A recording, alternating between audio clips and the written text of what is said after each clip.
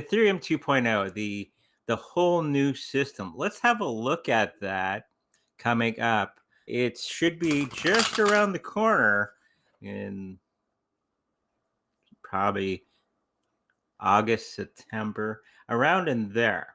Okay. So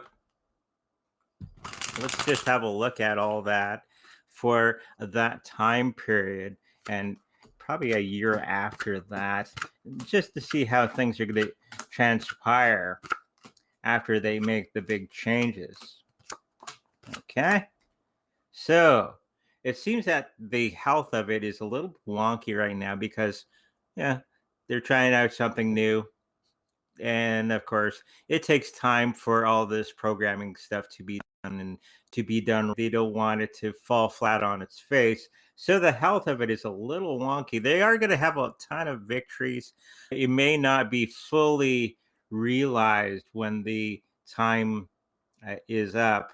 Okay. They'll probably just not have certain parts working just for because of the programming, and they have to figure out how things are going to be working in the future on the Ethereum blockchain. So yes, they are going to have a lot of victories. We got the wonderful card. This is the card that represents many little victories along the way. So the health of that cryptocurrency after that fact and the Ethereum 2.0, okay, it's going to be quite healthy. It's going to be a little wonky for the first little bit, so don't panic while everybody's when the changeover starts to happen. There's going to be delays. The system's not going to be perfect, but it's going to be pretty good overall. Okay. So the money is going to be, and this is probably what everybody's going to be interested in as they're trying to get enough tokens. I think it's 32 tokens to run a node. Okay. Unless you join up a bunch of people together and get I think a node that you can work together. I think there's a couple instances of that. Okay.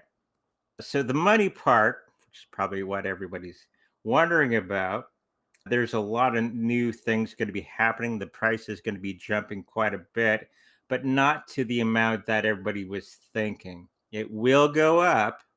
Okay. So, but probably not to amazing heights right off the bat. Okay. It's probably going to take that little bit of time into close to the Christmas period of time for everything to really start to ramp up for Ethereum 2.0.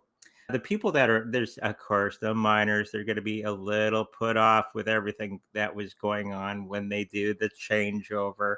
And I think they're going to be still having a little bit of mining along the side because it may not work exactly right in the beginning. But as the months go on, we're going to need less and less miners, and more of those nodes are going to be coming online.